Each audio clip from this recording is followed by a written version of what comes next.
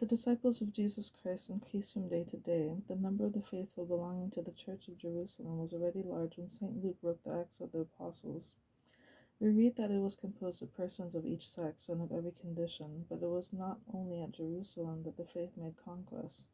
The apostles, having been obliged to separate on account of the persecution which broke out in that city, scattered everywhere the seed of the divine word, and established, in the places where they sought refuge, other churches composed of Jews and Gentiles. St. Peter traveled through many provinces and founded many churches. He at first established his see at Antioch, and went afterward to Rome, which was at the time the center of idolatry, in order to oppose it, even in the place where it ruled with the greatest sway. He had also preached to the Jews settled in Pontus, in Galatia, Cappadocia, Asia, and Bithynia, and to them he addressed his first letter. He sent some of his disciples to found churches in the West. St. Paul also preached Jesus Christ to the Gentiles with the same success.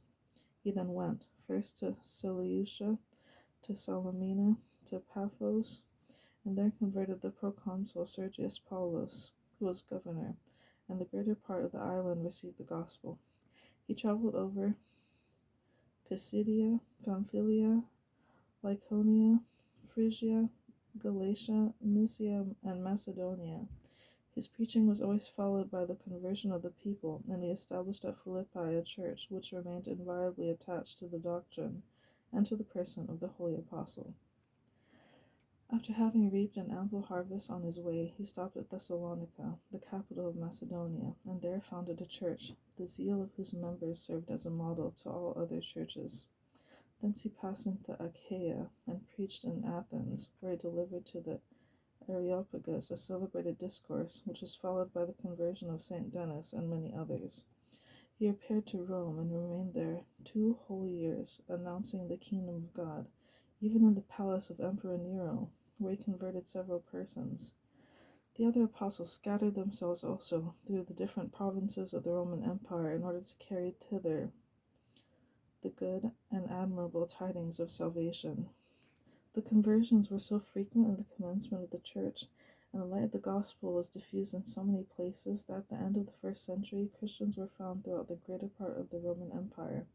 It was thus in the face of all nations, of Jews and of Gentiles, of Greeks and of barbarians, of the wise and of the ignorant, of the people and of princes, that the apostles bore testimony to the miracles of the Son of God, and especially to that of his resurrection, miracles which they had seen with their eyes, heard with their ears, and touched with their hands.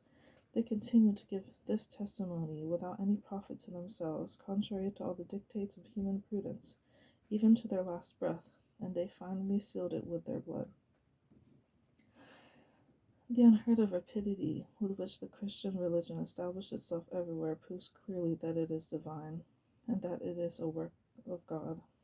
It is a manifest prodigy which incredulity would not deny if it would not close its eyes to the truth. Jesus Christ had prophesied that the gospel would be preached over all the earth. This wonder was to happen immediately after his death. He had said that when he should be raised from the earth, that is to say, when he would be fastened to the cross, he would draw all things to himself.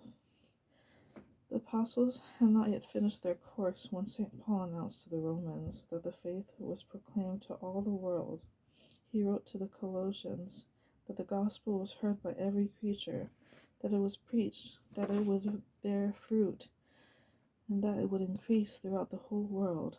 In short, tradition teaches us that St. Thomas carried the gospel to the Indies, St. John to Asia Minor, St. Andrew among the Scythians, St. Philip to Asia, St. Bartholomew to Great Armenia, St. Matthew to Persia, St. Simon to Mesopotamia, St. Luke to Arabia, and St. Matthias to Ethiopia. But there is no need of histories in order to confirm this truth. The result speaks for itself.